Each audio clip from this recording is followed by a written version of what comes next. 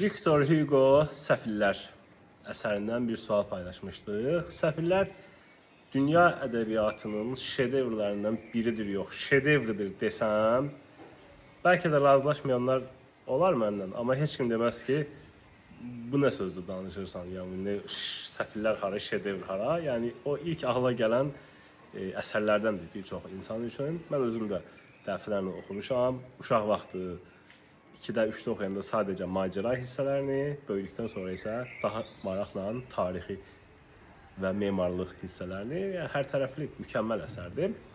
Və bizə düşən hissədən təbii ki, biz sualı hazırlamışıq. Cavabınızı da dərsliyi oxuyaraq cavab verə biləcəyiniz bir sualdır. Deməli, burada deyir ki, Kazetta hissəsinə aiddir o dərslikdəki hissəyə.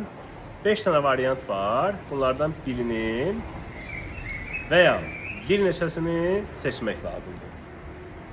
Kazettanın anasının qızını Tenardiyələrə etibar etməsində Eponina və Azelmanın geyiminin rolu olur. Doğrudur. Yəni o Fantinadır, deyim anasının adı.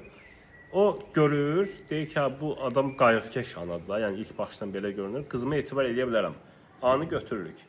Anası pulu gecikdirdiyindən Kazetta meyxanada köhnə kürüş paltarlarla gəzirdi. Xeyr, anası birincisi 6 aylıq pulu bu başdan vermişdi. 6 vur 7, 42 frank. Hələ bir sonra dedi ki, 15 frank da ilkin xərclər üçün lazımdır. 57 frank vermişdi. Hələ apardı bunun paltarlarını da qoydu lombarda. Ona görə köhnə kürüş paltarlarda gəzirdi. B yanlış. Kazetta Tenardiyələrə verilən ilmeşədə Kazettanın su daşımasına kömək edən yolçu. Xeyr, üstündən bir neçə keçmişdim. C getdi.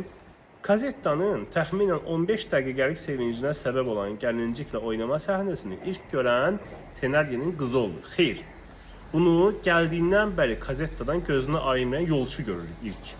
Bu da getdi. Yolçunun meşədə Kazetta adını eşitməsi onda heç bir emosiya yaratmadı. Bu fikir yanlışdır. Çünki o ildırım vurmuşa döndü. Sonra obrazlı desək də, yəni dik atıldı ki, Kazetta. İndi əsərin bu hissəsindən anlaşılmır, amma orijinalından deyim ki, o elə Kazetta üçün gəlmişdi. Tanımırdı. Gəlib onu tapıb aparasıydı. Anası ölüm ayağındaydı. Və gəlir anasının təsvirlərindəki Kazetta başqa cür idi. Gəlib görür ki, balaca bir uşaq qaranlıq və dərin meşədə özü boyda qabla su daşıyır.